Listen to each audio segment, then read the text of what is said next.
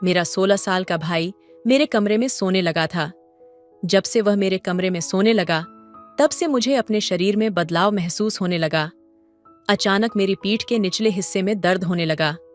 मेरे भाई ने मुझे अस्पताल नहीं जाने दिया। एक रात मैं सोने की नाटक कर रही थी, तभी आधी रात को मुझे अपने शरीर पर एक भार महसूस हुआ। मैंने नाइट लैंप जलाकर देखी तो वहां मेरा 16 साल का भाई था। वो मुझे मेरी शादी से पहले ही एक पति का अनुभव दे रहा था। उस रात उसने मेरी आंखों में देखा। और दोस्तों, आपसे हाथ जोड़कर विनती है कि मेरे चैनल को सब्सक्राइब करें और वीडियो में लास्ट तक बन रहे हैं। बहुत अच्छा स्टोरी है। तो चलिए जल्दी से कहानी शुरू करते हैं। मेरा नाम कृति है और मैं अभी 21 साल की हूँ। मेरी माँ नहीं है। जब मैं 6 साल की थी तो मेरी माँ चल बसी थी। तब से आज तक मेरे पिता ने ही मेरी देखभाल और परवरिश की है। पिछले 7 दिनों से पिताजी अपने ऑफिस की काम के कारण शहर से बाहर गए थे। आज पिताजी 7 दिन के बाद घर लौटे। पिताजी अकेले घर नहीं आए थे, एक औरत भी उनके साथ थी। उस औरत से शादी करके ही पिताजी उसके साथ घर आए थे, लेकिन आज उस औरत और पिताजी का अवतार कुछ अलग ही था। दोनों के गले में नेकलेस था। पिताजी ने घर की नौकरानी मालती को दरवाजे से ही आवाज दिया। उसे पूजा की थाली लेकर दरवाजे पर बुलाया। मालती ने पिताजी और उस औरत की आरती उतारी। जब वह दोनों घर आए तो पिताजी ने कहा, रिया, यह तुम्हारी माँ सौम्या है। हम दोनों अब शादीशुदा हैं। पिताजी की शादी हो गई थी। मुझे इससे कोई दिक्कत नहीं थी, क्योंकि आज तक पिताजी ने कभी अपने बारे में सोचा ही नहीं था। वह अभी इतना बूढ़ा भी नहीं हुए थे। अभी वह 40 साल के थे। मैं भी कब से उनको फोर्स कर रही थी कि पापा, आपको दूसरी शादी कर लेनी चाहिए। पिताजी को वह औरत बहुत ही प्रिय थी। ये बात उन्होंने मुझे नहीं बताई। हालांकि पिताजी की उस औरत से शादी हो जाने पर मुझे बहुत खुशी हुई, क्योंकि मेरे पिताजी की खुशी में मेरी खुशी थी। पिताजी की दूसरी बीवी सौम्या अब मेरी माँ बन गई थी। पिताजी और मेरी नई माँ को घर आने के 10 मिनट के बाद एक लड़का हाथ में 2 बैग लेकर घर आया। मैं इससे पहले उस लड़के को कभी नहीं देखी थी। मैंने उससे पूछा कि वह कौन है, तो लड़के की जगह पिताजी ने मुझे जवाब दिया। उन्होंने कहा, यह तुम्हारा छोटा भाई है और इसका नाम रोहन है। यह सौम्या की पहली शादी से हुआ बेटा है, यानी अब मेरी नई माँ के साथ साथ अब रोहन भी हमारे घर में रहने वाला था। तो मैं पिताजी से बोली, पिताजी, यह मेरा छोटा भाई है या बड़ा? क्योंकि इसे देखने पर मुझे छोटा नहीं लगता। पिताजी ने कहा कि रोहन अभी 16 साल का है और तुम 21 की हो, तो यह तुम्हारा छोटा भाई ही हुआ ना। मैंने भी उसे अपना छोटा भाई ही मान लिया। उसके चेहरे पर जोश था, इसलिए वह मुझे छोटा नहीं दिख रहा था। रोहन बहुत शांत दिख रहा था, लेकिन मुझे नहीं पता था कि वह वैसा नहीं था जैसा वह दिखता था। मैंने सोचा कि वह 16 साल का लड़का है, लेकिन मुझे नहीं पता था कि यह इतना फास्ट होगा। तब रोहन ने मुझसे ज्यादा बात नहीं की थी। पिताजी ने ही उससे मेरा परिचय कराया था। तब वह बस मुझे देखकर मुस्कुराया। हमारे घर में 2 कमरे थे और एक किचन घर में एक कमरा मेरा था और एक पिताजी का था। अब मेरी नई माँ पिताजी के साथ उनके ही कमरे में रहती है। पिताजी ने मुझसे कहा था कि तुम रोहन को अपने कमरे में ही रख लेना। मुझे रोहन को अपने कमरे में रखने में कोई दिक्कत नहीं थी, लेकिन वह मुझे शर्मिंदा कर रहा था, इसलिए वह अपने माँ के कमरे में ही रहता था। एक दिन रात को खाना खाने के बाद पिताजी मेरे कमरे में आए। उन्होंने मुझसे कहा कि कृति, रोहन अभी छोटा है, वह ज्यादा बात नहीं करता, लेकिन अब तुम्हें ही उससे बात करनी होगी। अब से तुम दोनों हमेशा एक साथ ही रहोगे। रोहन रोज अपनी माँ के पास ही सोता है, जिसकी वजह से मैं अपनी पत्नी के साथ ठीक से समय नहीं बिता पा रहा हूँ। तुम समझो कि मेरा आशय क्या है। तुम रोहन से दोस्ती करो और धीरे धीरे उसे अपने कमरे में सोने के लिए मनाओ। मैं समझ गई कि पिताजी का मतलब क्या है। मैंने पिताजी के सामने हाँ में अपना सर हिलाई। पहले ही दिन से मेरी रोहन से दोस्ती बढ़ने लगी। सुबह को जब मेरे पिताजी मेरी नई माँ के साथ ऑफिस चले गए, तो मैं भी हमेशा की तरह अपने कॉलेज चली गई। और कॉलेज जाते जाते रोहन को उसके नए स्कूल छोड़ दी। गर्मी का मौसम था, इसलिए जल्द ही रोहन की गर्मी की छुट्टियां होने वाली थीं। रोहन से दोस्ती करने का यह मौका अच्छा था। अगले कुछ दिनों तक ऐसा ही रहा। गर्मी की छुट्टियां शुरू हो गई हैं। मैं भी उससे बातें करने के लिए घर पर ही रहने लगी। उस दिन माँ और पापा सुबह अपने समय पर ऑफिस चले गए। उनके जाने के बाद रोहन ने सोचा होगा कि मैं भी कॉलेज जाऊंगी, लेकिन उस दिन मैं कॉलेज नहीं गई, बल्कि मैं घर पर ही रुक गई। सुबह 10 बजे तक मैं घर का सारा काम कर ली थी। रोहन पिताजी के कमरे में बैठकर वही किताब पढ़ रहा था। मैं उससे बातचीत करने के लिए अपने माता पिता के कमरे में गई। मुझे देखकर रोहन ने बस एक प्यारी सी मुस्कान दिया और फिर से अपनी गर्दन नीचे करके किताब पढ़ने लगा। मुझे वह बहुत शर्मीला लड़का लग रहा था। मैं उसके पास गई और उसके हाथ से किताब ले ली। फिर भी रोहन कुछ नहीं बोल रहा था। मैंने उसे कहा, रोहन, जब से मैं इस कमरे में आई हूं, अगर मैं तुम्हें थोड़ा भी छेड़छाड़ न करूं तो तुम मुझसे बात करने को भी तैयार नहीं हो। मुझे लगता है तुम मुझे अपनी बड़ी बहन नहीं मानते हो। मेरे कहने के बाद रोहन ने सिर्फ सिर हिलाया। मैं उससे फिर से बात करना शुरू कर दी। मैं उससे बोली, भाई, गर्मी की छुट्टियां पढ़ाई के लिए नहीं है, बल्कि उछल कूद करने के लिए भी है, और तुम हो कि छुट्टियों में भी पढ़ रहे हो। चलो हॉल में बैठो और कोई मूवी देखो। उस वक्त रोहन ने मुझसे कहा, मैं अभी मूवी देखने के लिए जवान नहीं हुआ हूं। रोहन की बात सुनकर मैंने उससे कहा, अरे वाह छोटू, आप बोल भी सकते हो मेरे। इतना कहते ही रोहन मेरी बात पर हंसने लगा। फिर मैंने उसका हाथ पकड़ लिया और उसे पकड़कर हॉल में ले आई। फिर टीवी चालू की और कार्टून देखने लगे। मैं उससे छोटी छोटी बातें करती थी। वह मेरे बातों का जवाब देने लगा था। अब धीरे धीरे वह मेरे साथ घुल मिल रहा था। अब दिन में जब भी मेरे माता पिता घर पर नहीं होते तो मैं उसके साथ रहती। वह बाहर लड़कों के साथ बैट बॉल खेलता था और कभी कभी मैं उसे कैरम भी सिखाती थी। जल्दी हम दोनों दोस्त बन गए। उस दिन मैं रोहन से बोली कि अब हम दोस्त बन गए हैं, आज से तुम अपने माता पिता के कमरे में मत सोने जाना। उसने कहा, नहीं नहीं, मैं अपने माँ के साथ ही सोऊंगा। मैं चाहती थी कि छोटू माँ पिताजी के कमरे से बाहर चला आए, क्योंकि उनके बीच की दूरियां खत्म हो जाएं। फिर मैंने छोटू से कहा कि तुम अपने माता पिता की चिंता मत करो, मुझे भी अपने कमरे में अकेलापन महसूस होता है। अब यदि तुम एक दोस्त के रूप में मेरे कमरे में आते हो तो मैं तुम्हारे साथ अपना कमरा साझा करने के लिए तैयार हूं। इसके लिए तुम्हें माँ पिताजी से बात करने की कोई जरूरत नहीं है, क्योंकि पिताजी भी चाहते हैं कि तुम मेरे कमरे में सो। अगले दिन रात को खाना खाने के बाद रोहन मेरे कमरे में आया। तब मैं अपने कमरे में बिस्तर लगा रही थी, तभी माँ भी मेरे कमरे में आ गई।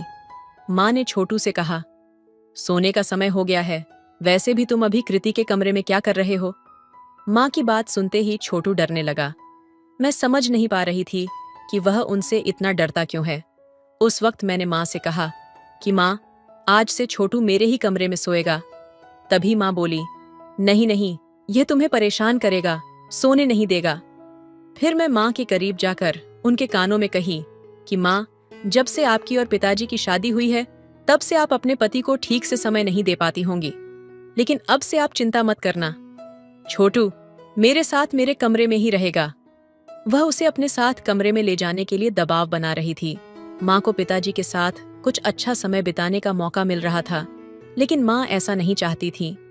वह छोटू को अपने कमरे में ले जाने लगी, लेकिन मैंने उसे रोक दिया। जब हम बात कर रहे थे तभी पिताजी वहां आए। पिताजी ने भी छोटू को मेरे कमरे में सोने के लिए कह दिया। तभी माँ ने पापा की बात सुनी। बात खत्म करते ही पिताजी चले गए, लेकिन माँ जाते जाते मेरे कान में फुसफुसाई। वह मुझसे कहने लगी, कृति, यदि तुम छोटू को अपने कमरे में रखने के लिए इतनी जिद करती हो तो मुझे कोई आपत्ति नहीं है, लेकिन सावधान, वह भी अब बड़ा हो रहा है। मैंने अपनी माँ की बातों को दिल पर नहीं लिया। मैंने सोचा कि उसने किसी सामान्य बात के लिए ऐसा कुछ कहा होगा, लेकिन मुझे इस बात का अंदाजा नहीं था कि मुझे इसका ऐसा अंजाम भुगतना पड़ेगा। मुझे क्या पता था कि छोटू मुझे मेरी शादी से पहले ही मुझे मेरे पति जैसा अनुभव देने वाला है। उस रात छोटू मेरे कमरे में मेरे बिस्तर पर सो रहा था। सो जाने के कुछ देर बाद मुझे अपने शरीर पर किसी का हाथ महसूस हुआ। मैं तब गहरी नींद में सो रही थी, लेकिन मुझे अपने शरीर पर किसी का हाथ महसूस हो रहा था। फिर मैंने अपनी आंखें खोली और तभी छोटू अपना छोटा सा हाथ मेरे शरीर से दूर कर दिया, लेकिन थोड़ी देर बाद उसने फिर मुझ पर हाथ रख दिया। मुझे लगा कि उसे अपनी माँ के शरीर पर हाथ रखकर सोने की आदत होगी। फिर भी वह मेरे सामने मेरा छोटा भाई था। छोटा भाई होने के नाते मैंने इसे नजरअंदाज कर दिया और मैंने उसके बाद उसका हाथ अपने शरीर से नहीं हटाया। फिर अगले दिन रात के 2 बजे अचानक मेरी नींद खुली तो मैं अपने बगल में छोटू को देखी तो नजर नहीं आया। फिर मैंने किचन और बाथरूम देखी, वहां भी नहीं था। फिर मैं माँ और पिताजी के कमरे की तरफ बढ़ी तो मैंने छोटू को अपने माता पिता के कमरे में झांकते हुए पाया। मैं सोच में पड़ गई कि इतनी रात को वह अपने माता पिता के कमरे में क्या देख रहा है। मैं जब कमरे के करीब पहुंची तो देखकर चौंक गई, क्योंकि उस समय माँ और पिताजी के कमरे का दरवाजा थोड़ा खुला था और छोटू माँ और पिताजी की निजी चीजों को देख रहा था। फिर मैंने उसका हाथ खींच लिया और उसे कमरे से दूर धकेल दिया। मैंने उसे कहा, क्या तुम पागल हो गए हो? छोटू, वे आपके माता पिता हैं और इस समय आपको अपने माता पिता के कमरे में ताक झांक करना बिल्कुल भी शोभा नहीं देता। मेरी बात सुनकर छोटू सिर झुकाकर मेरे कमरे में चला गया। उसके बाद मैं भी अपने कमरे में चली गई। जब मैं कमरे में दाखिल हुई तो देखा कि छोटू बिस्तर के किनारे बैठा हुआ है। उसका चेहरा अभी भी उतरा हुआ था। मैं उसके पास जाकर बैठी। मैंने अपना हाथ उसके हाथ पर रख दिया। तभी मेरे हाथों पर आंसू गिर पड़े। फिर मैंने छोटू की तरफ देखा तो उसकी आंखों में आंसू थे। मैंने उससे कहा, ऐसा क्या हुआ जो तुम रोने लगे? इस पर उसने कहा, बहन, मुझे माँ की बहुत याद आती है। मुझे माँ के बिना नींद नहीं आती। थोड़ा रोने के बाद मैं छोटू को गले लगाई और मैंने उसे एक माँ की तरह अपने पास रखा। मैं उसकी भावनाओं को समझ सकती थी, लेकिन माता पिता को भी एक दूसरे के साथ समय बिताना जरूरी था। बार बार छोटू अगर उनके बीच में जाएगा तो वह एक दूसरे को समय नहीं दे पाएंगे। मैं घर भर में बहुत समझदार थी। छोटू तो और भी छोटू था, लेकिन मैं अब उस सारी स्थिति का ध्यान रख रही थी। मैं छोटू को माँ के कमरे में नहीं जाने दे सकती थी और उसका रोना भी मुझसे देखा नहीं गया। अब मैं छोटू को एक माँ की तरह समझना चाहती थी, इसलिए उसे मैंने एक माँ की तरह गले लगाया। लेकिन धीरे धीरे छोटू का पैर फिसलने लगा। मैं अपने छोटे भाई के रूप में करीब आ रही थी, परंतु मैं उसका स्पर्श के माध्यम से उसकी भावनाओं को अलग तरह से महसूस कर सकती थी। तभी छोटू ने अचानक अपना हाथ मेरी पीठ पर फिराना शुरू कर दिया। फिर मैंने तुरंत उसे धक्का देकर अपने से दूर कर दिया। मैंने उसे सोने को कहा। कुछ देर बिस्तर पर सोने के बाद छोटू फिर से मेरे पास आया और मेरे शरीर पर अपना हाथ रख दिया। इस वक्त वह नींद में था। वह नींद में बड़बड़ा रहा था। वह कह रहा था, माँ, मुझे देर मत करो।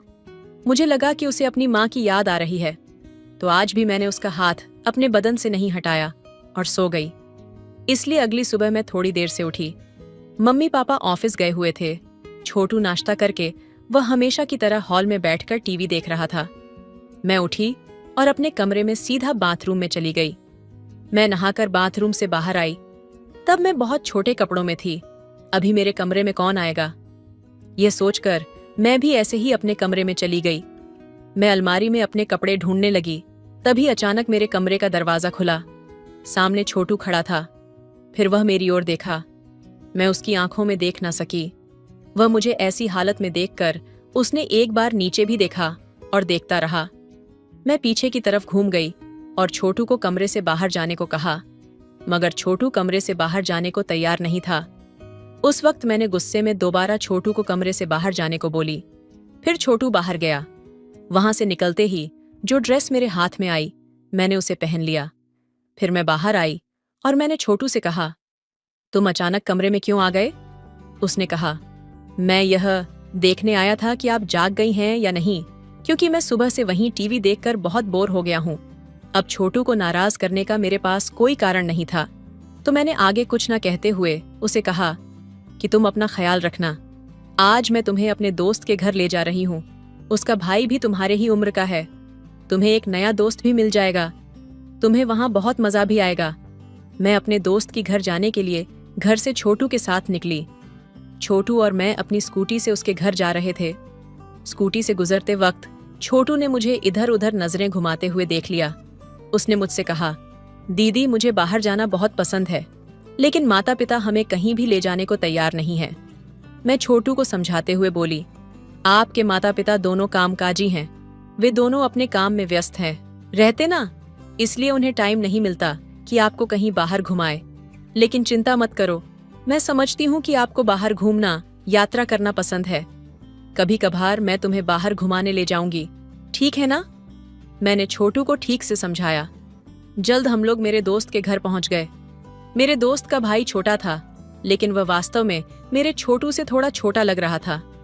छोटे बच्चे की युवावस्था तक पहुंचने से पहले ही दोनों में दाढ़ी और मूछें आनी शुरू हो गई थी।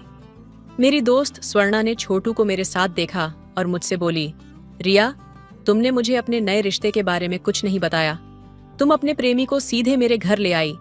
जब स्वर्णा यह कह रही थी तो मैंने छोटू की तरफ देखा। वह ऐसे शर्मा रहा था जैसे मैं सच में उसकी गर्लफ्रेंड हूं। मैंने स्वर्णा से कहा कि ये मेरा बॉयफ्रेंड नहीं है, ये तो छोटा भाई है, और तुम्हारा भी। मैंने स्वर्णा को अपने पापा की शादी के बारे में सब कुछ बता दिया। फिर वह बोली, अरे अच्छा, ये तेरा भाई है, क्षमा कर दो, मुझे नहीं पता था। स्वर्णा के घर पर मैंने उससे खूब बातें की। स्वर्णा के भाई के साथ खेलते हुए छोटू एक मासूम लड़के की तरह लग रहा था। वह दोनों अपनी उम्र के हिसाब से बिल्कुल भी जवान नहीं लग रहे थे। शायद उनकी माँ ने उन्हें अच्छे संस्कार दिए थे। मुझे उसमें बिल्कुल भी कोई अपेक्षा नहीं दिखी।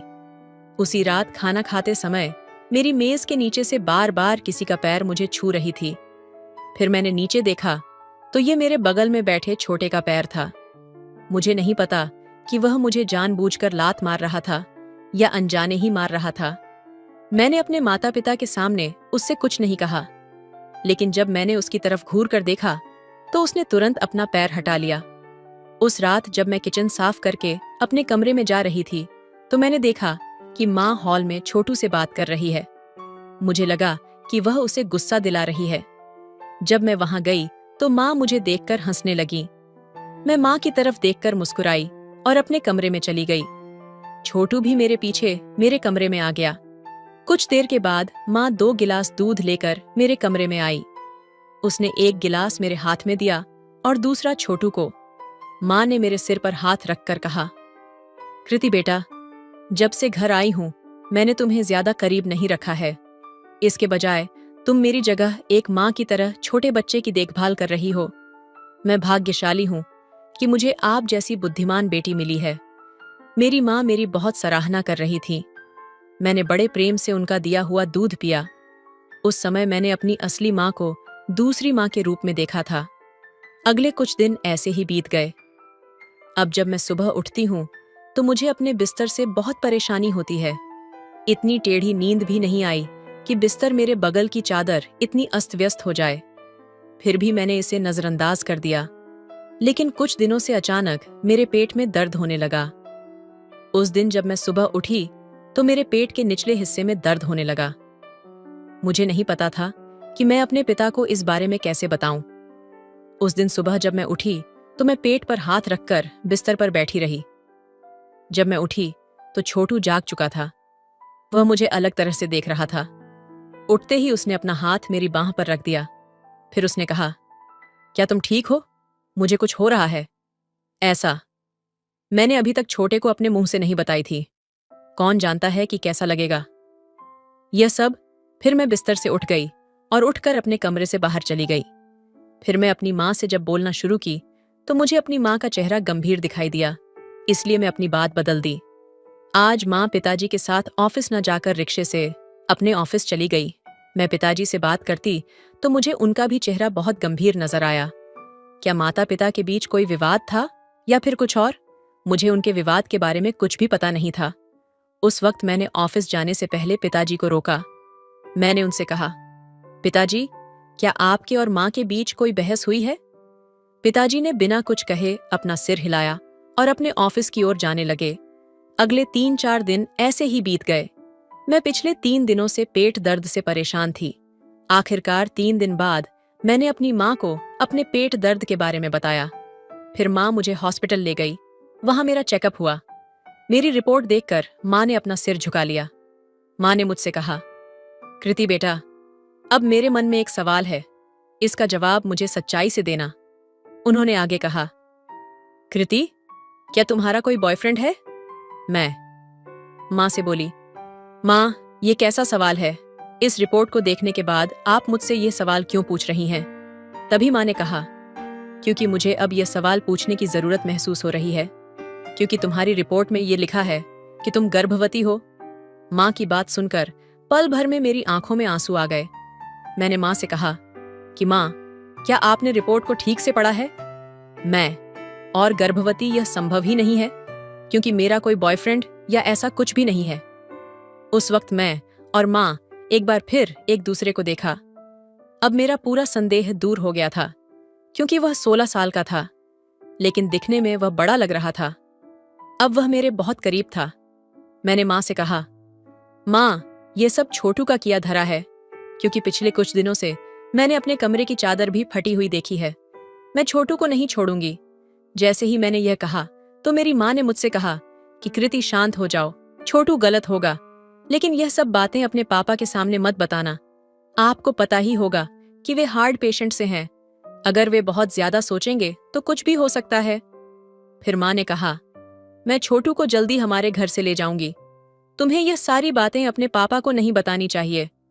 मैं तुम्हें इस गर्भवती स्त्री से भी छुटकारा दिलाऊंगी।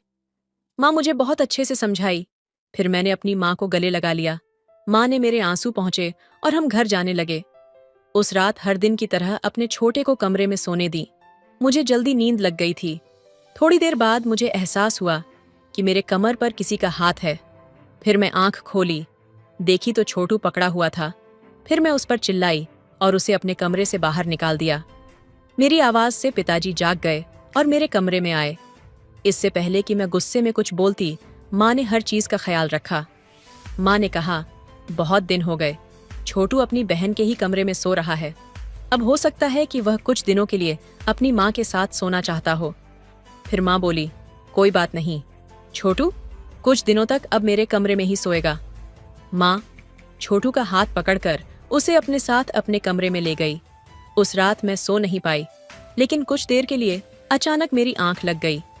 जैसे ही मैं नींद में करवट बदली तो मेरा हाथ भी दूसरी तरफ किसी के पैर पर पड़ गया। तभी मेरी नींद अचानक से खुल गई। उठते ही मैंने अपने कमरे की लाइट जलाई। मेरे बगल में एक छोटा सा लड़का था। कब से वह मेरे सिर पर अपना हाथ फिरा रहा था। इससे मैं बहुत डर गई, इसलिए मैं डर के मारे जोर जोर से चिल्लाने लगी। पिताजी मेरी आवाज सुनकर मेरे कमरे में आए। मैं अपने कमरे में छोटे बच्चे को देख रही थी। मेरी माँ भी सदमे में थी। पिताजी ने मुझे रोते हुए देखा तो पिताजी ने मुझसे पूछा, कृति क्यों रो रही हो, क्या हुआ? भाव विभोर होकर मैंने पिताजी को अपने साथ हुए घटना के बारे में सब कुछ बताया।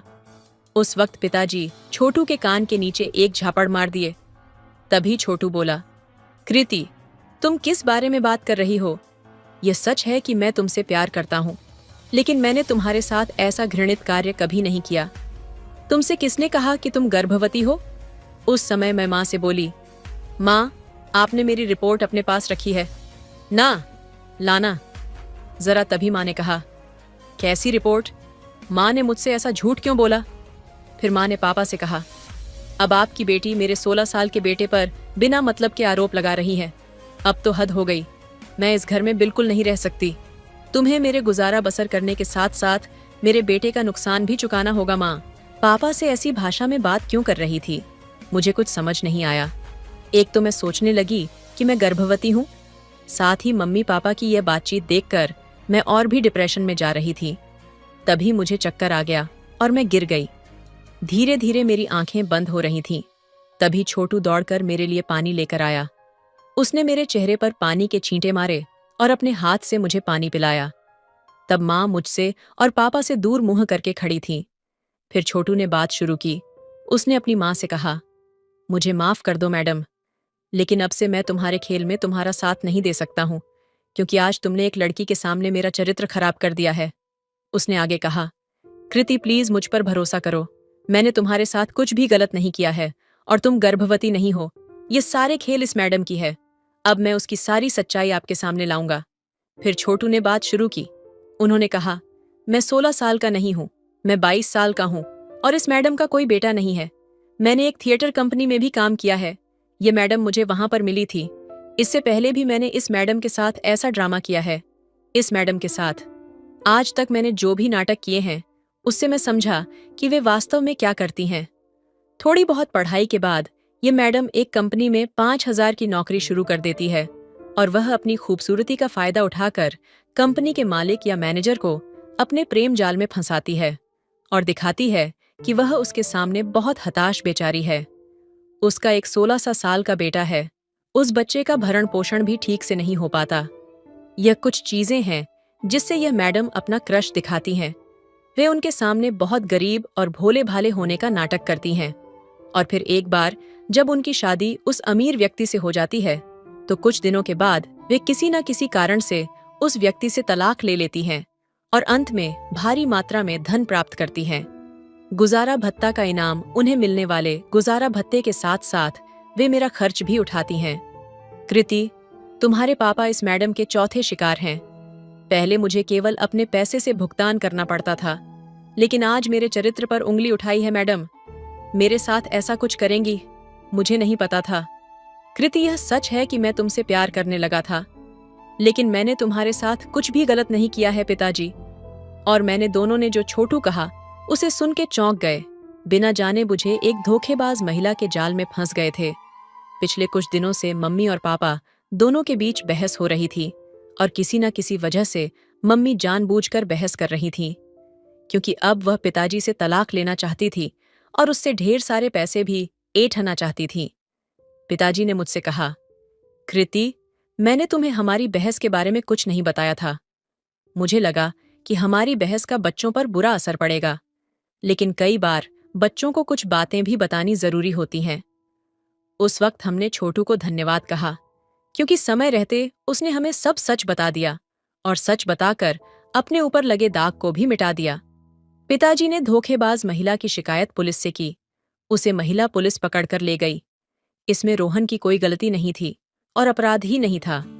वह जो कुछ भी कर रहा था वह पैसे के लिए था, लेकिन उसने भी गलत इंसान का साथ दिया था, इसलिए उसे 3 महीने की सजा भी हुई। सब कुछ तय होने के बाद पिताजी मुझे अस्पताल ले गए और मेरा चेकअप करवाया। मेरे पेट दर्द और अन्य परेशानी का कारण एक जीवाणु संक्रमण था। मैं बहुत कम पानी पीती थी। गर्मी का महीना था और मुझे संक्रमण हो गया। इससे मेरे पेट में दर्द होने लगा। वह अस्पताल जहां मेरी माँ मुझे ले गई थी, वहां उसने अतिरिक्त पैसे देकर मेरे गर्भवती होने की झूठी रिपोर्ट बनवा दी थी और फिर मुझे गुमराह भी करी थी, लेकिन उसे अपनी गलती की अच्छी सजा मिली। उस दिन के बाद मेरे पापा ने शादी का ख्याल अपने दिमाग से बिल्कुल निकाल दिया। पिताजी अब मेरी शादी को लेकर भी सतर्क हो गए। तो दोस्तों, ये थी हमारी आज की कहानी। आपको ये कहानी कैसी लगी कमेंट करके जरूर बताएं। मैं एक हसीन लड़की थी और अपने घर में अकेली रहती थी। एक दिन एक 15 साल का लड़का मेरे पास आया और मुझसे एक ऐसी ख्वाहिश की जिसे सुनकर मेरी जान निकल गई। मैंने कभी सोचा नहीं था कि इतना छोटा बच्चा इतनी बेबाकी से ये ख्वाहिश जाहिर करेगा, पर क्या करती। मैं हसीन थी और मुझे पैसों की बहुत जरूरत थी। मैंने सोचा कि ये बच्चा मेरा क्या बिगाड़ लेगा, ज्यादा से ज्यादा 5-7 मिनट ही टिक सकेगा, फिर मेरा तो दोनों तरफ से फायदा था।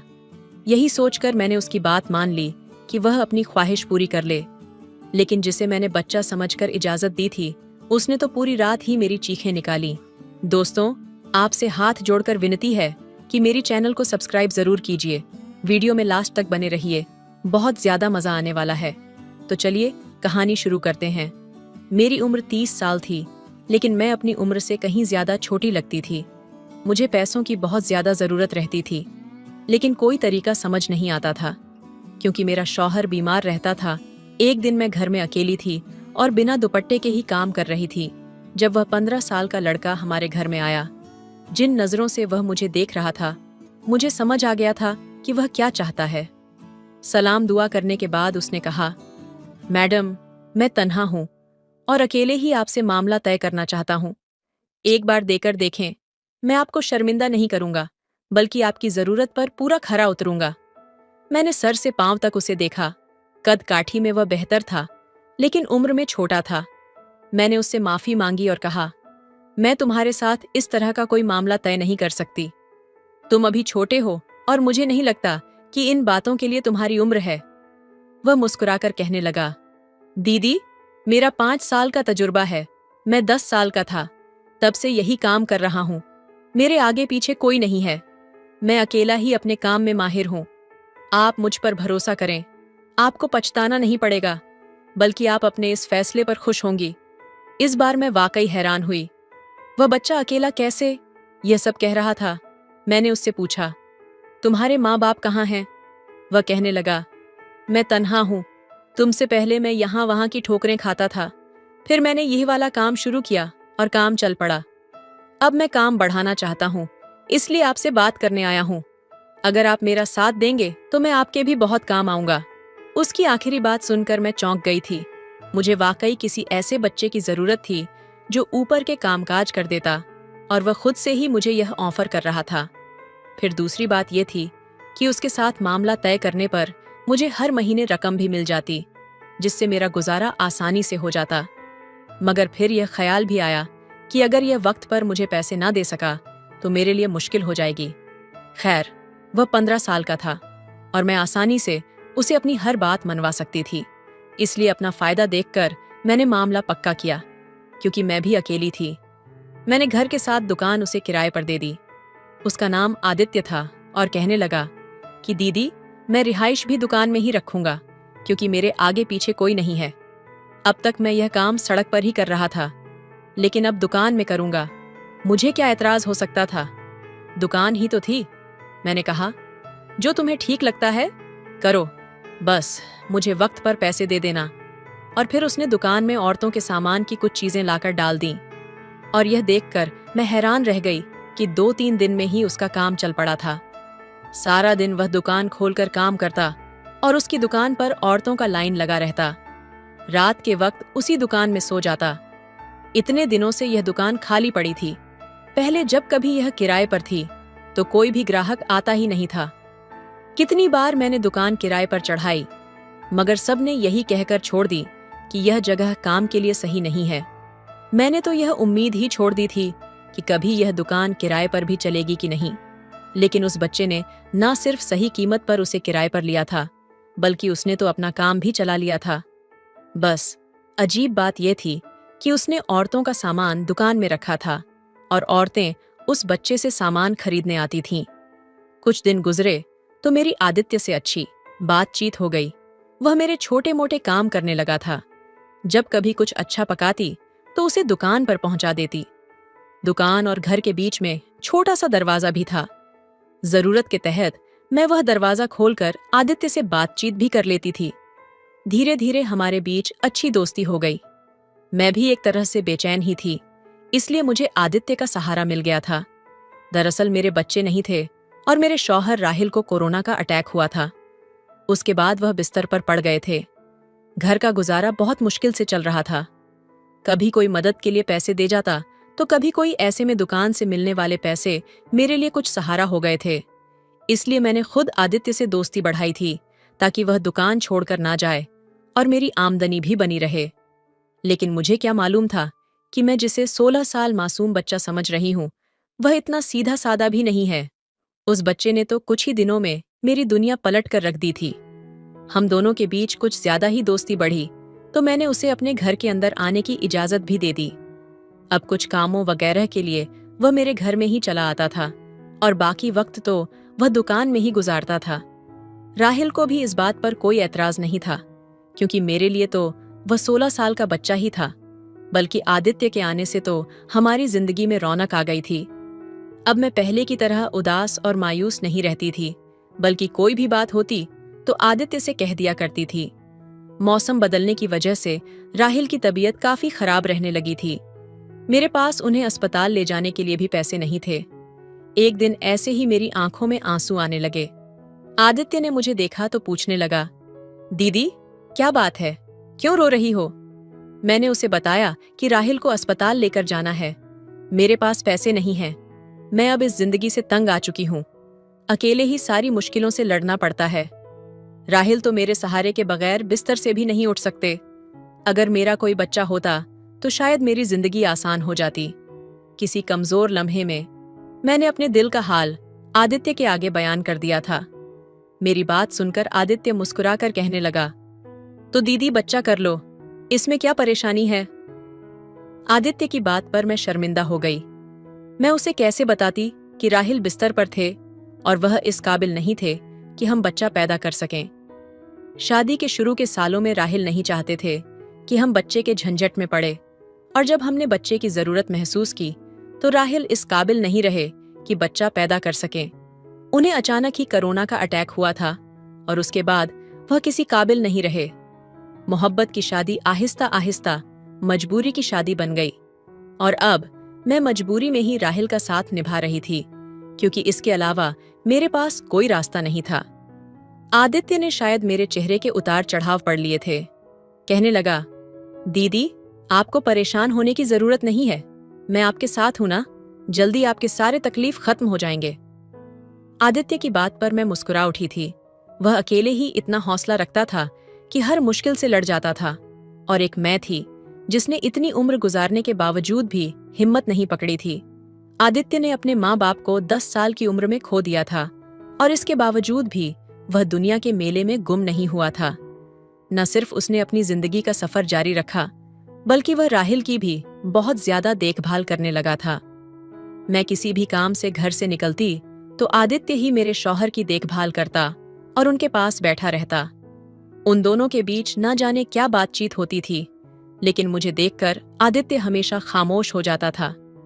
आदित्य ने मुझसे वादा किया था कि वह मेरी हर कमी को दूर कर देगा, और उसके इस वादे पर मैं मुस्कुरा उठी थी। मैं बच्चा पैदा करना चाहती थी।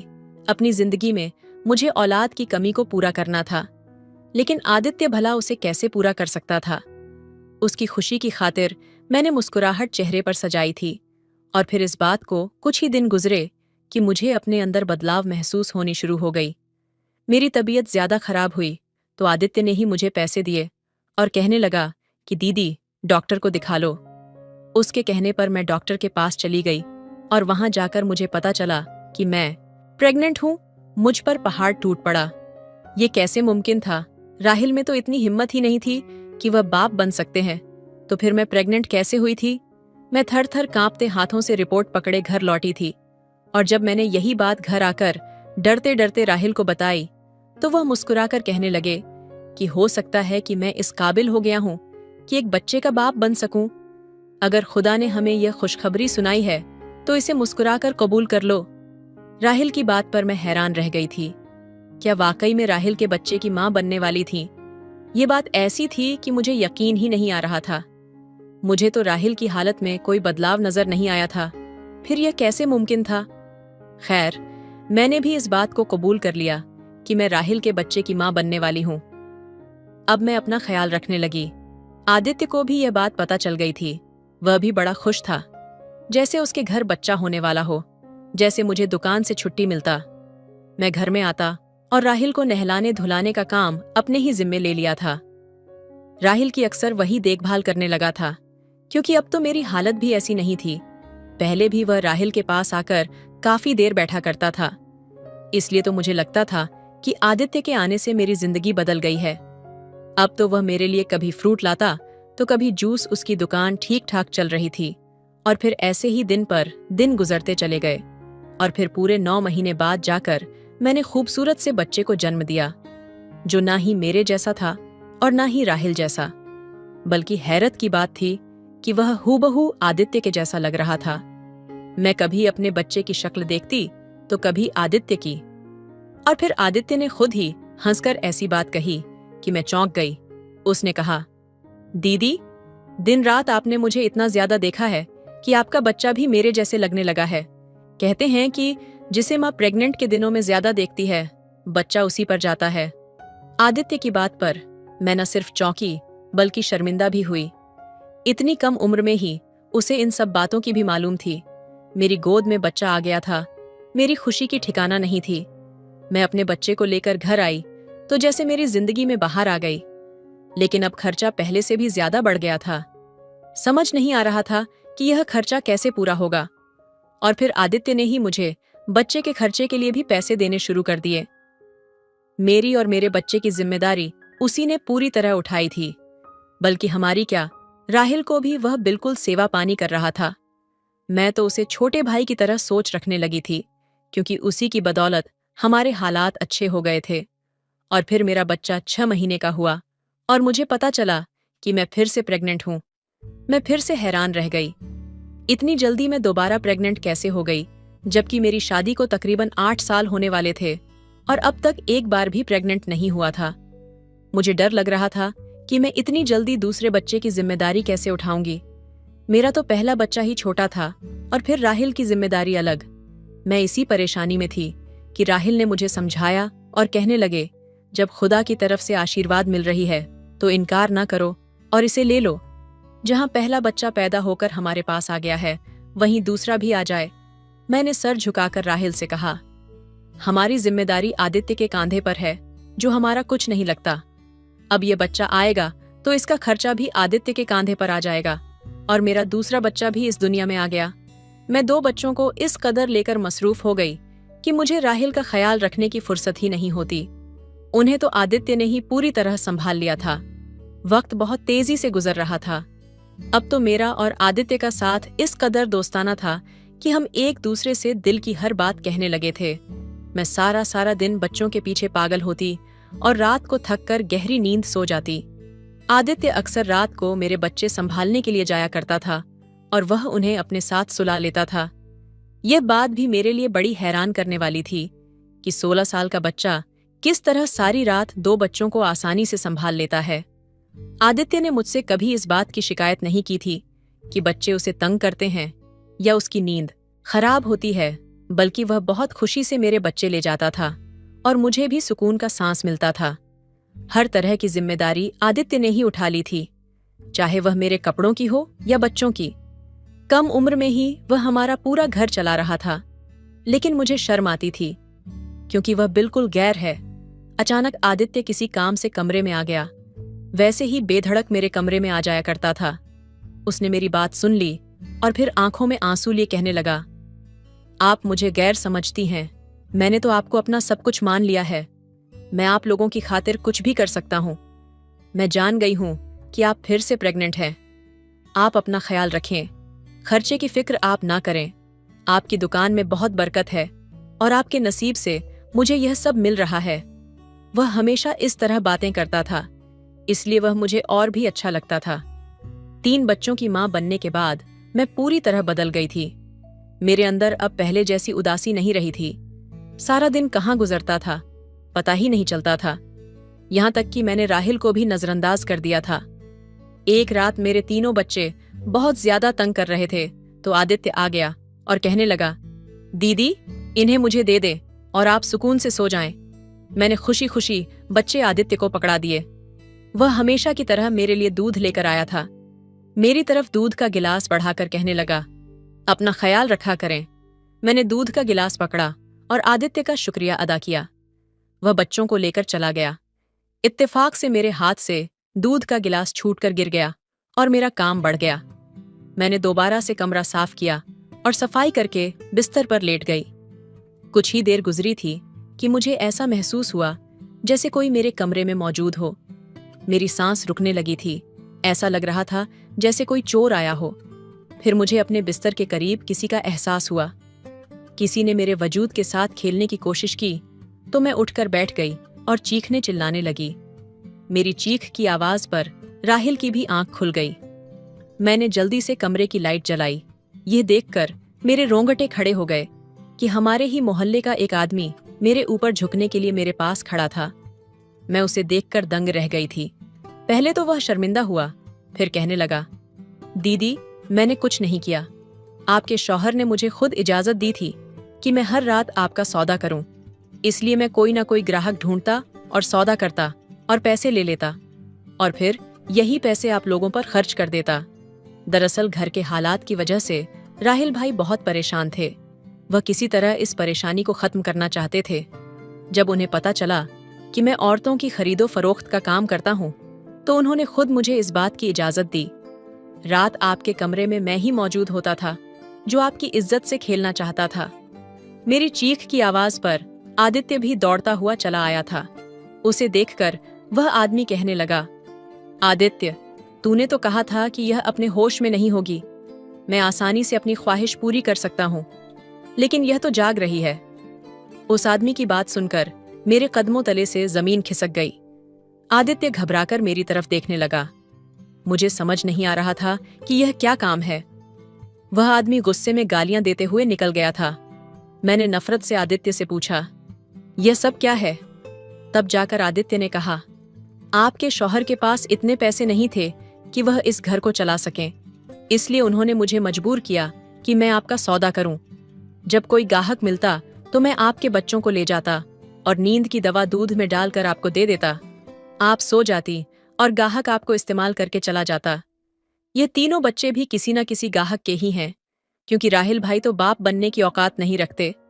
मैंने आपके साथ कुछ गलत नहीं किया। जो आपके शौहर ने कहा मैंने वही किया। मैंने आपको उसकी मर्जी से ही बेचा है। आदित्य की बात सुनकर मेरे रोंगटे खड़े हो गए। मैंने हैरत से पलटकर राहिल को देखा। वे नजरें चुराए और फिर खुद ही कहने लगे, मेरी बीमारी की वजह से घर के हालात खराब हो गए। मैं तुम्हें औलाद भी नहीं दे सका। खाने के लाले पड़ने लगे थे। ये सब देखकर मेरा दिल जलता था, लेकिन मैं कुछ नहीं कर सकता था। इसलिए जब मुझे पता चला कि आदित्य कैसा काम करता है तो मैंने खुद ही उससे कहा कि हर रात वह तुम्हें किसी न किसी को बेच दिया करें। मैं तो खुद नींद की दवाइयां लेकर सोता था, इसलिए मुझे कुछ पता नहीं चलता था। आदित्य भी किसी ग्राहक को लाता और फिर सुबह होने से पहले ग्राहक लौट जाता। बच्चे होने से तुम खुश हो गई और हमारे घर के हालात बदल गए, और मैं बस इतना ही चाहता था। राहिल की बात सुनकर मैंने अपना सिर पकड़ लिया था। मुझे यकीन नहीं हो रहा था कि मेरे शौहर ने मुझ पर इतना बड़ा जुल्म किया है।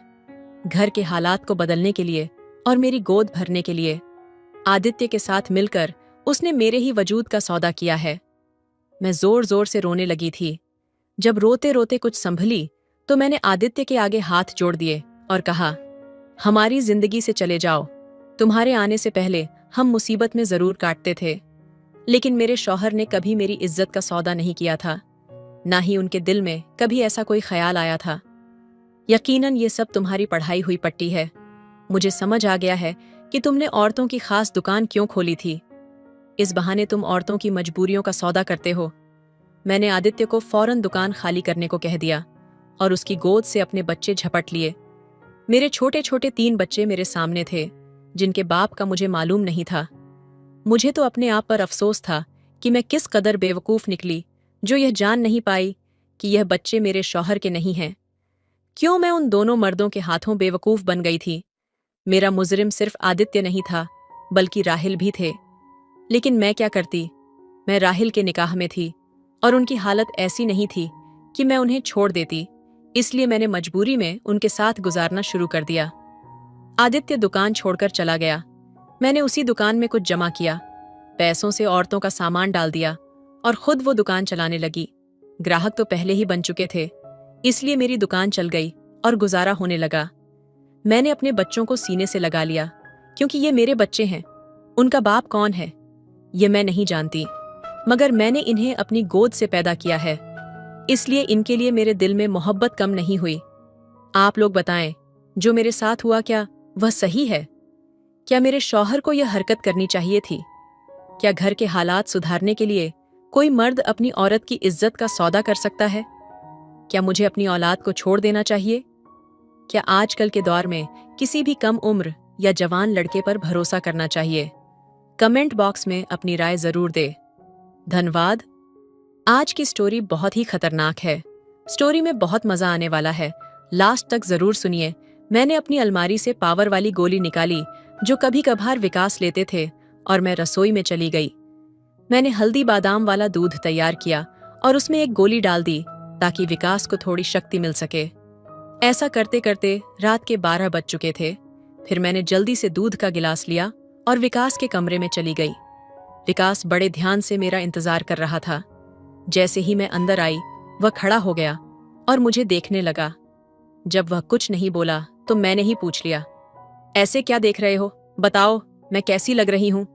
विकास ने संकोच में कहा, मौसी, मन तो ऐसा कर रहा है कि आपको अभी खा जाऊं। मैंने हंसते हुए उसे दूध का गिलास पकड़ा दिया और कहा, मुझे खाने की जरूरत नहीं है, बस तुम इसे पी लो। विकास ने जल्दी से गिलास पकड़ा और एक सांस में दूध पी गया। दूध पीते ही मेरी, हेलो दोस्तों, आपसे हाथ जोड़कर विनती है कि मेरे चैनल को सब्सक्राइब जरूर करें। तो चलिए आपको जल्दी से कहानी सुनाते हैं। मेरा नाम अनुष्का है। मेरी उम्र 32 साल है, लेकिन मेरा दिल हमेशा युवा रहता है। अपनी भरी भरी काया और लगभग 5 फीट 8 इंच की ऊंचाई के साथ जब मैं साड़ी पहनती हूँ तो जैसे सब कुछ ठहर जाता है। मेरी गोरी रंगत पर जब सूरज की किरणें पड़ती हैं तो लगता है मानो मैं एक चांदनी रात में घूम रही हूँ। अब बात करते हैं मेरे 22 साल के भतीजे की, जो मेरा दीवाना हो गया है। उसकी मासूमियत और उत्साह ने मेरे दिल में एक हलचल सी मचा दी है। जब वह मेरी तरफ देखता है तो उसकी आंखों में वह खास चमक होती है, जैसे वह किसी खूबसूरत ख्वाब को देख रहा हो। कभी वह मुझसे कहता है, मौसी, आज आप सच में बहुत सुंदर लग रही हैं। इसलिए मेरे पति कभी कभी दिन में ही मेरा पूजन कर देते हैं। हम शहर में रहते हैं क्योंकि मेरे पति सरकारी नौकरी पर हैं। मेरी 3 साल की एक बेटी भी है, इसलिए दूध की थैलियों का साइज और भी बढ़ गया है। मैं अपने पति का आशीर्वाद समझकर रोज लेती थी। भले ही हमारी शादी को 10 साल हो चुके थे, लेकिन मेरे पति अभी तक भूत के दीवाने थे। वैसे आमतौर पर भूत का रंग काला ही होता है, लेकिन मैं बहुत साफ सफाई रखती थी और कभी कभार मेकअप भी कर लिया करती थी। पिछले महीने कुछ ऐसा हुआ जिसका हमें बिल्कुल अंदाजा नहीं था। शाम को मेरे पति विवेश घर आ रहे थे। उनके किसी दोस्त की बर्थडे पार्टी थी, इसीलिए दोस्तों ने उन्हें शराब पिला दी थी और वह बाइक से घर लौट रहे थे। आते वक्त उनका एक्सीडेंट हो गया। इस हादसे में उनके एक पैर में फ्रैक्चर हो गया और डॉक्टर ने कहा कि सही होने में कम से कम 7-8 महीने लगेंगे। ये सुनकर मेरा दिल टूट गया। विवेश का दर्द भले ही शारीरिक था, लेकिन मेरे मन में एक गहरी चिंता का सागर उमड़ आया। जब मैंने उन्हें अस्पताल में देखा, उनकी आंखों में दर्द और हताशा का साया था। मैंने तुरंत उनके पास जाकर उनका हाथ थाम लिया। इसी वजह से मेरी दीदी और मेरा भतीजा विकास उन्हें संभालने के लिए आए थे। मेरे जीजाजी और दीदी तो वापस चले गए, लेकिन विवेश ने विकास को यहाँ रुकने के लिए कह दिया, क्योंकि वह ठीक से खड़े भी नहीं हो पा रहे थे। मुझे ही बाजार से सामान लाने और बाहर के काम करने पड़ते थे। इसीलिए मैंने अपनी बहन को कहकर विकास को कुछ दिन रुकने के लिए बोल दिया। विकास मान गया और बहुत खुश हो गया। विकास मेरे कान तक ही आता था। शरीर भी ठीक ठाक था और रंग भी सामान्य था। विकास ज्यादा बिगड़े किस्म का लड़का नहीं लग रहा था और मैं भी खुश थी कि कोई तो आया जो मेरी मदद कर सके। आज विकास मुझसे थोड़ा थोड़ा शर्मा रहा था, क्योंकि वह शादी के बाद मुझसे पहली बार मिला था। रात को जब मैं विवेश को खाना खिला रही थी, तब विकास भी हमारे पास बैठा था। फिर विकास अपने कमरे में जाकर समय पर सो गया था। विवेश के चेहरे पर थोड़ी राहत थी, लेकिन वह अभी भी दर्द में था। तभी मेरी अंदर की भावनाएं बाहर निकल पड़ी।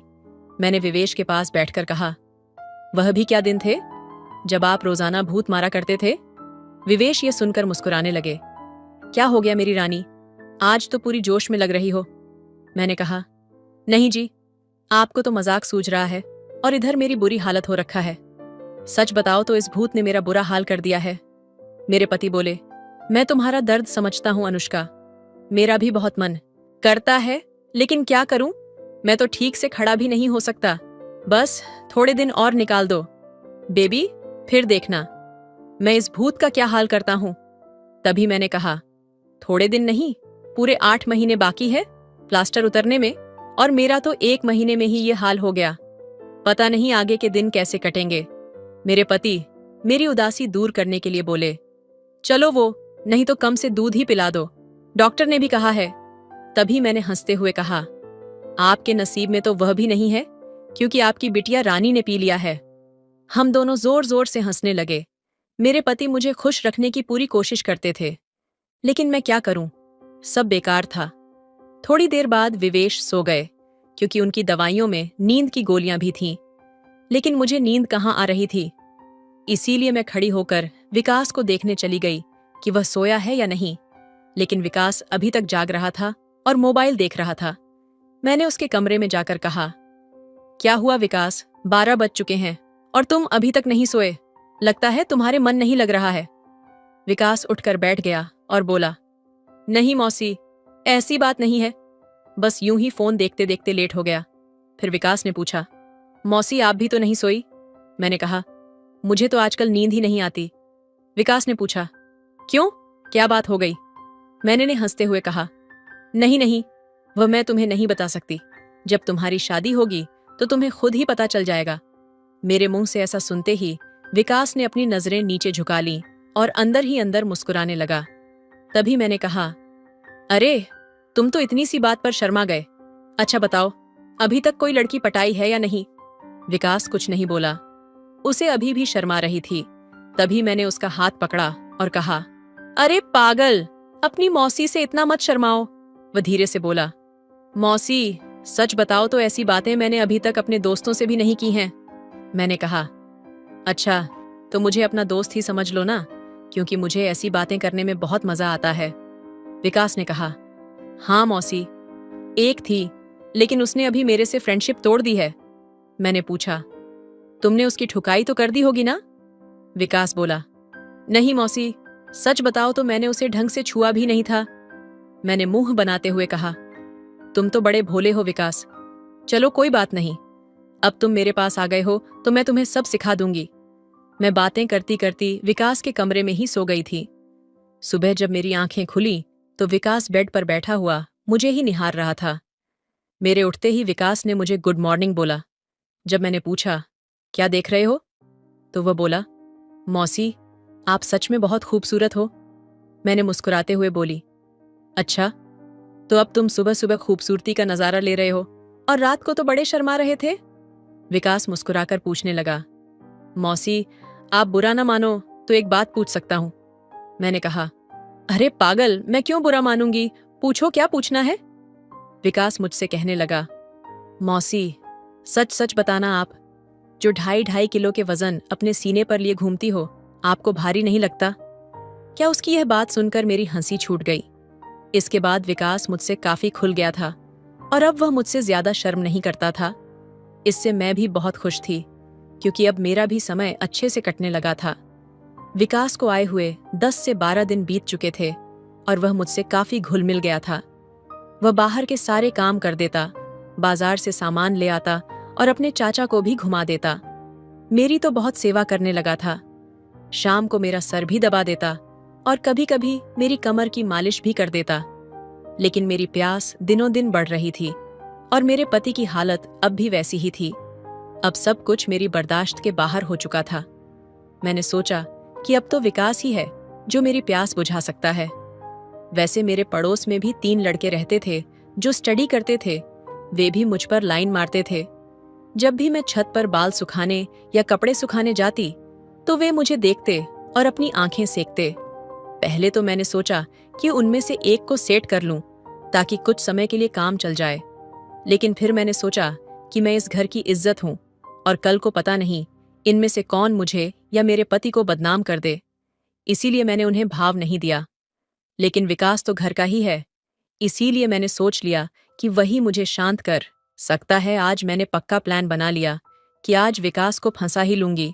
उसके बाद मैं रसोई में खाना बनाने चली गई। जैसे ही विकास नहाकर फ्रेश होने के बाद रसोई में आया, मैंने दूध निकालने का बहाना बना दिया। मैं रसोई घर में ही लौटे मैं दूध निकाल रही थी। मेरी बेटी अभी ननिहाल गई हुई थी, क्योंकि घर में उसे संभालने वाला कोई नहीं था। इसलिए अब एक्स्ट्रा दूध निकालना पड़ता था और घर में मेरे पति और विकास के अलावा कोई नहीं था, तो मुझे डर भी नहीं था।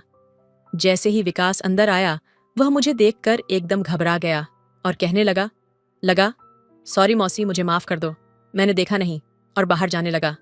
तभी मैंने उसे रोक लिया। अरे विकास, क्या हुआ? कोई बात नहीं, अंदर आ जाओ, विकास बोला। अरे मौसी, ऐसे में अंदर कैसे आऊं? मैंने कहा, ऐसे वैसे मत करो और जल्दी से आकर मेरी मदद करो।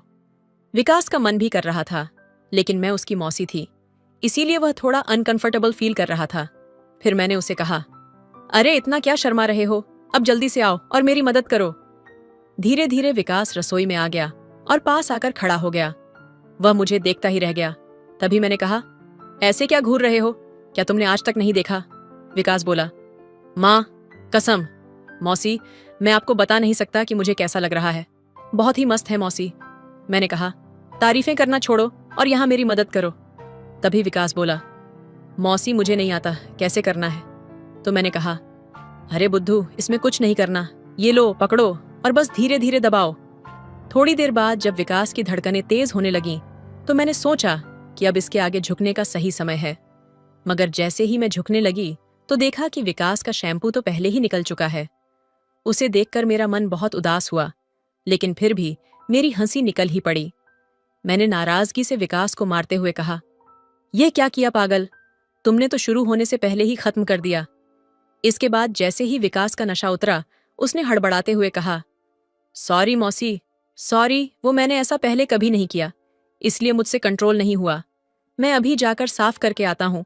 और उसने मेरी एक भी बात नहीं सुनी और तुरंत रसोई में से चला गया।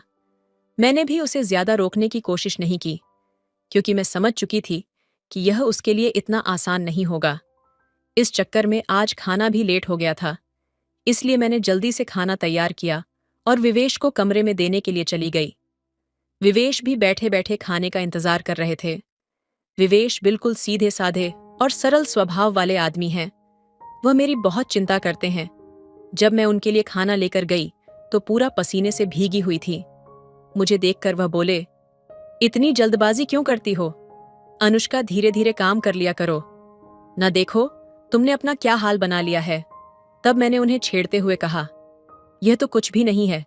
जब तुम काम करते हो तो मेरा इससे भी बुरा हाल हो जाता है, और तब तो मैं तुम्हें रुकने के लिए भी कहती हूँ, लेकिन तुम तो नो बेबी नो कहकर स्पीडी को दुगना कर देते हो। मेरे मुंह से ऐसा सुनकर मेरे पति मुस्कुराने लगे। तुम भी ना अनुष्का, कहाँ की बात कहाँ ले जाती हो। इसके बाद विवेश ने खाना खा लिया और मैंने उन्हें दवाई भी दे दी। दवाई लेने के बाद उन्हें नींद आ गई और वह आराम करने लगे। मैं भी काफी थक चुकी थी, इसलिए मैं नहा धोकर फ्रेश हो गई। इसके बाद मैं विकास के कमरे में उसे देखने के लिए गई तो वह भी सो चुका था। फिर मैं भी आकर आराम करने लगी। शाम को जब मैं विकास को चाय देने गई तो वह बैठा फोन चला रहा था। मुझे देखकर उसके चेहरे पर मुस्कान आ गई। मैं भी उसे देखकर हंसने लगी और मैंने उससे पूछ लिया, क्या बात है? विकास, आज तो तुम काफी ढीले ढाले से लग रहे हो। विकास बोला, मौसी, वो मैंने पहली बार ऐसा अनुभव लिया था। प्लीज आप बुरा मत मानना, मैं सच बता रहा हूं, बिल्कुल कंट्रोल नहीं कर पाया। तभी मैंने उसे रोकते हुए कहा, अरे बेवकूफ, मैं कब बुरा मानने लगी? वैसे सच बताओ तो मुझे भी अच्छा लग रहा था। इसके बाद मैंने विकास को चाय पकड़ा दी और उसके साथ बैठकर पीने लगी। हम दोनों बातें करने लगे। आज विकास के मुंह से मेरे लिए तो फूल ही झड़ रहे थे। वह बस मेरी तारीफें ही करता जा रहा था। मौसी, आप बहुत अच्छी हो। मैं तो सोच रही हूं कि सारी उम्र आपके साथ ही रहूं। इन 12 दिनों में मुझे स्वर्ग जैसा महसूस होने लगा है, और ऊपर से आपकी खूबसूरती। मैंने मुस्कुराते हुए कहा, आज तो तुम्हारे मुंह से सिर्फ तारीफें ही निकल रही हैं। लगता है तुम्हारे इरादे ठीक नहीं हैं। विकास मेरा हाथ पकड़कर बोला, आप सही कह रही हैं मौसी, मेरे इरादे बिल्कुल भी ठीक नहीं है। अब तो आपको मेरी बात माननी ही होगी। प्लीज मौसी, मना मत करना। बस एक रात के लिए मेरी बीवी बन जाओ। इसके बाद आप जो भी कहेंगी मैं करूंगा। जब विकास ये सब कह रहा था तो उसका चेहरा लाल टमाटर जैसा हो गया था और मेरी मुस्कुराहट फूट पड़ी थी। मैंने उसके सर पर हाथ फिरते हुए कहा, अरे पगले, इतना सीरियस क्यों हो रहे हो? बताओ, मैंने तुम्हें कभी किसी चीज के लिए मना किया है? वैसे भी अब तुम्हारे चाचा तो वैसा नहीं कर पाते हैं, और तुम इतना शर्माओ मत। अगर इतना शर्माओगे तो कैसे चलेगा अब से? तुम मुझे अपनी मौसी नहीं बल्कि जीएफ ही समझना। विकास बोला, मौसी, एक बात और है, मेरा तो छूते ही निकल जाएगा। मैं बहुत कंट्रोल करता हूँ, लेकिन आप इतनी खूबसूरत। मैंने उसे कहा, इसकी चिंता मत करो, इसका इंतजाम मैं कर दूंगी। तुम बस रात को तैयार रहना। मेरे इतना कहते ही विकास खुश हो गया और उसने थैंक्स मौसी की रट लगा दी। कहने लगा, मौसी, आप बहुत अच्छी हैं। इसके बाद मैं चली गई, क्योंकि शाम हो रही थी और मुझे विवेश को नहलाना भी था। जब विवेश जी नहा लिए तो विकास उन्हें बाहर टहलाने ले गया। इसके बाद मैंने जल्दी जल्दी सारा काम कर लिया और उनके आने तक खाना भी तैयार कर दिया। आते ही विकास ने हाथ पैर धोए और खाना खाने के लिए बैठ गए। इतने में 10 बज चुके थे और विवेश की दवाइयों का समय हो रहा था। इसीलिए मैं उन्हें कमरे में ले गई और दवाइयां दे दी। विवेश की मेडिसिन में नींद की गोलियां भी थीं, ताकि उन्हें ज्यादा दर्द ना हो और आसानी से नींद आ जाए। विवेश दवाइयां लेकर जल्दी ही सो गए। मैं उनका सर दबा रही थी। जैसे ही मुझे पता चला कि विवेश सो चुके हैं, मैं नहाने चली गई। नहाकर मैंने रेड कलर की साड़ी पहनी, बालों का जुड़ा बना लिया और महक के लिए परफ्यूम भी लगा लिया। वैसे तो मैं मेकअप कभी कभार ही करती हूँ, लेकिन आज थोड़ा थोड़ा कर ही लिया ताकि चेहरा ब्लश करे। पूरी तरह से तैयार होने के बाद मैंने अपनी अलमारी से पावर वाली गोली निकाली, जो कभी कभार विवेश लेते थे, और रसोई में चली गई। मैंने हल्दी बादाम वाला दूध तैयार किया और उसमें एक गोली डाल दी, ताकि कि विकास को थोड़ी शक्ति मिल सके। ऐसा करते करते रात के 12 बज चुके थे। फिर मैंने जल्दी से दूध का गिलास लिया और विकास के कमरे में चली गई। विकास बड़े ध्यान से मेरा इंतजार कर रहा था। जैसे ही मैं अंदर आई, वह खड़ा हो गया और मुझे देखने लगा। जब वह कुछ नहीं बोला तो मैंने ही पूछ लिया, ऐसे क्या देख रहे हो? बताओ मैं कैसी लग रही हूं? विकास ने संकोच में कहा, मौसी, मन तो ऐसा कर रहा है कि आपको अभी खा जाऊं। मैंने हंसते हुए उसे दूध का गिलास पकड़ा दिया और कहा, मुझे खाने की जरूरत नहीं है, बस तुम इसे पी लो। विकास ने जल्दी से गिलास पकड़ा और एक सांस में दूध पी गया। दूध पीते ही मैंने कहा, चलो अब जल्दी से पूजा शुरू करते हैं। विकास ने जवाब दिया, मौसी, पूजा तो शुरू कर दूंगा, लेकिन आप दिए में तेल डालोगी या फिर सीधे ही पूजा करवाओगी? मैंने मुस्कुराते हुए कहा, तुम मेरी चिंता मत करो, मैं पहले से ही तेल डालकर आई हूं। इसके बाद जो हुआ वह बताते हुए मुझे भी शर्मा रही है। मैं विकास को अब तक बच्चा ही समझ रही थी, लेकिन उसने पूजा में मेरे पति को भी पीछे छोड़ दिया। विकास ने सबसे पहले काजू कतली का स्वाद खाया। मेरे पति ने आज तक काजू कतली नहीं खाई, वह तो सीधे ही पूजा शुरू कर देते थे। जब मैंने विकास से कहा, अब बस भी करो और कितने खाओगे, तो उसने जवाब दिया, नहीं मौसी, आपको नहीं पता यह कितनी मीठी है, इसी के लिए हम पागल रहते हैं। ये विकास की पहली पूजा थी, इसीलिए वह आधे घंटे से ज्यादा नहीं कर पाया। मैं तो ज्यादा नहीं थकी, लेकिन विकास पसीने पसीने हो चुका था। मुझे भी 2 महीने बाद पूजन का सुख मिल रहा था, तो मैं भी बहुत खुश थी। इसके बाद विकास थक चुका था और आराम करने लगा। मैं भी वहीं पर थी जब मैंने उससे पूछा, कैसा लगा फर्स्ट टाइम? तो विकास ने जवाब दिया, मौसी, सच कहूं तो ऐसा लगा जैसे जिंदगी के सारे सुख एक साथ मिल गए। आप दिल की बहुत अच्छी हैं, या कहूं तो दुनिया की सबसे अच्छी मौसी हो। फिर हम बातें करते करते सो गए। सुबह जब मैं उठी तो बिल्कुल फ्रेश महसूस कर रही थी। मैंने उठकर चाय नाश्ता बना लिया और विवेश को दे आई। इसके बाद मैं विकास को भी चाय देने के लिए उसके कमरे में गई। वह भी उठ चुका था। चाय लेकर उसने मुझसे पूछा, मौसी, मुझे डर लग रहा है, कहीं हमने कुछ गलत तो नहीं कर दिया? मुझे लगा कि शायद विकास को पछतावा हो रहा है। मैंने उसे समझाते हुए कहा, विकास, तुम ऐसा बिल्कुल मत सोचो। सच कहूं तो यह मेरी मजबूरी थी, क्योंकि तुम्हारे चाचा 7-8 महीने तक ठीक नहीं हो सकते और मुझसे इतना इंतजार शायद ही हो पाता। लेकिन तुमने मेरी बहुत मदद की है। प्लीज तुम इतनी टेंशन मत लो, और हाँ, इसके बारे में किसी से भी मत कहना। विकास ने हमें सर हिला दिया और बोला, मौसी, अगर ये मेरी मजबूरी बन गई तो मैंने कहा, आ जाना फिर अपनी मौसी के पास। मैंने कब तुम्हें मना किया है? इतना कहकर मैं मुस्कुराने लगी और विकास फिर से मेरी तारीफ करने लगा। मौसी, आपकी जितनी तारीफ की जाए उतनी कम है। पता नहीं मैंने पिछले जन्म में कौन से पुण्य किए थे जो मुझे आप जैसी मौसी मिली। इसके बाद मेरे और विकास के बीच पक्की वाली दोस्ती हो गई थी। अब जब भी मेरा मन करता मैं विकास से पूजन करवा लेती। इसी बीच विकास के पापा ने फोन भी किया था कि वह घर आ जाए, लेकिन विकास ने मना कर दिया। अब मेरे पति विवेश भी चलने फिरने लगे थे, तो हम लोग बाजार भी घूमने लगे। विकास अब मेरी ओर ज्यादा केयर करने लगा था। शाम को जब भी मैं विवेश को सुलाकर विकास के पास जाती तो वह मेरे पैर दबाता, कमर की मालिश करता और सर भी दबाता। मैं विकास से कहा भी करती थी कि मेरे लिए इतना कुछ करने की जरूरत नहीं है, लेकिन वह नहीं मानता और कहता, चुप रहो मौसी, आप सारा दिन काम करती हो, इसीलिए थक जाती हो, तो इतना तो मुझे भी करने दो। दोस्तों, शायद आप लोगों को मैं बिल्कुल भी पसंद ना आऊं, क्योंकि मैंने मौसी के रिश्ते को खराब किया है। लेकिन सच कहूं तो मैं भी ऐसा करना नहीं चाहती थी, लेकिन भावनाओं में सब कुछ हो गया। इसलिए प्लीज आप लोग समझने की कोशिश करना और मेरी कहानी को सुनकर भावनाओं में मत बह जाना, क्योंकि सच में यह गलत बात होती है तो मेरे खातिर कमेंट में एक प्रॉमिस जरूर करके जाइए कि आप लोग अपने जीवन में ऐसा कभी नहीं करेंगे। स्टोरी की शिक्षा, यह कहानी हमें कई महत्वपूर्ण सबक देती है जो हमारे जीवन में काम आ सकते हैं। आइए हम इन शिक्षाओं को विस्तार से समझते हैं। कहानी में अनुष्का अपने पति विवेश की देखभाल करती है। जब वह दुर्घटना में घायल होते हैं, यह दिखाता है कि जिम्मेदारी का मतलब केवल व्यक्तिगत लाभ के लिए जीना नहीं है, बल्कि अपने प्रियजनों की देखभाल करना भी शामिल है। जीवन में जब हम किसी रिश्ते में होते हैं तो हमें अपने साथी के प्रति समर्पित रहना चाहिए, चाहे परिस्थितियां कितनी भी कठिन क्यों ना हो।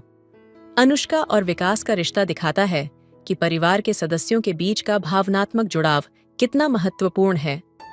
जब विवेश को चोट लगती है तो विकास अनुष्का की मदद करता है। यह दर्शाता है कि कठिन समय में परिवार का सहारा कितना महत्वपूर्ण होता है। हमें अपने परिवार के सदस्यों के साथ खुलकर अपनी भावनाएं साझा करनी चाहिए और उन्हें सुनना चाहिए। कहानी में विवेश की चोट के कारण अनुष्का को उसके स्वास्थ्य का ध्यान रखना पड़ता है।